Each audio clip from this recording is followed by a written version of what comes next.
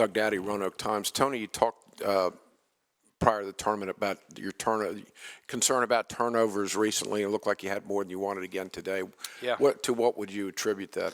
Well, yeah, we talk about that, when our turnovers lead to easy breakouts, especially if we miss a shot, we're usually better, on the rebound and transition D, but those hurt when you go in there and all of a sudden they're getting breakouts. And, we just got to keep trying to be as sound as we can while still running our offense. A couple times we drive the pile and it was tough. And some of those were some offensive fouls, but we know how we say we're a possession-by-possession team, so those are, a few of those take us out of it in terms of getting a good look, and also they resulted into, I'm trying to look at that, it's too small for me, points off turnovers, gave them, I think it says 7 for Florida State, that they didn't have to have.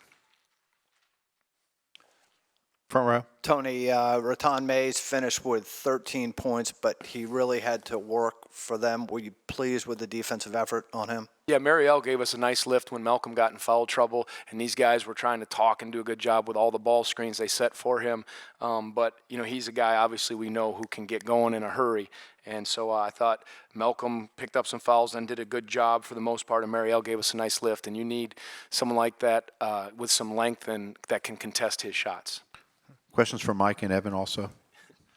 I was going to ask Tony about Malcolm. Didn't score until the last 9 minutes, I think. But down the stretch, he hit the free throws. And what did you see in his game today? Yeah, I thought he was pressing a little bit, and I think he got in foul trouble, sat out. And he took a couple good shots. They just didn't go in the second half, but a couple times I thought he pressed a little bit and forced the issue. And I thought, that's a fine line because Malcolm's wired to be aggressive, and I want him to be aggressive. We talk about that, but still have some soundness. But then he did hit the big one where he kind of lowered his shoulder and got the 2 pull-ups or step backs and then knocked his free throws down. So, again, we'll need more from him. He knows that, but he did make some key buckets. Front left. Whitey Reed with the Daily Progress. This is for Evan. That last 3 was from a few feet behind the line there, pretty deep. I take it you were feeling good with your stroke today.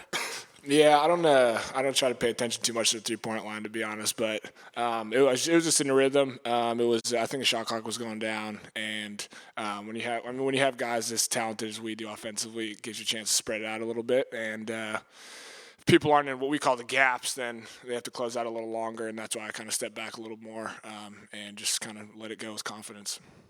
Front left. For Mike Tobey. Mike, you had some tough plays inside against Louisville where you got contested rebounds. You did more of that today. Anything different the last couple of games for you around the basket? Just going into today, knowing that they have a lot of big guys on that team, so just had to be aggressive around the boards, and we've been really stressing that in practice as well, just every day working on rebounding, so that was a big key for us.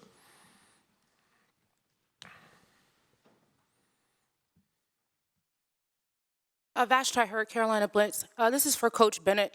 Your team has been the best and probably the most consistent in the ACC these past couple of seasons. Do you think that you guys get the respect that you deserve being in a conference with your North Carolinas and with your Dukes? Absolutely, yeah. We get more than enough respect. And, again, it's just us about playing as well as we can and being as good as we can, so it doesn't really matter either way because it's about how you perform. But the fact that these guys won a regular season championship and then, the opportunities are there to keep advancing. Yeah, no, these guys, I've said that before. We had college game day. We got people telling our guys congratulations and people that are proud of their effort and knowing that, we got to keep getting better, but 100% we get enough. Front row. Evan, how much of your improved shooting recently is due to getting more arc on the shot? I think it's a lot of it. I think another part of it is I think the arc, Coach, I don't know what game it was, but after I think my shots were didn't have a lot of arc on it at all. And just kind of really having that in my mind every time going into shooting it would help me a lot, and having more legs. The last shot I took, I didn't have arc or my legs under it, and I missed it by a lot, I thought. So, it was a big part of it. I think also playing, getting a lot more minutes and reps also gets you in the flow and really gets you, in rhythm and used to those type of shots in game type settings.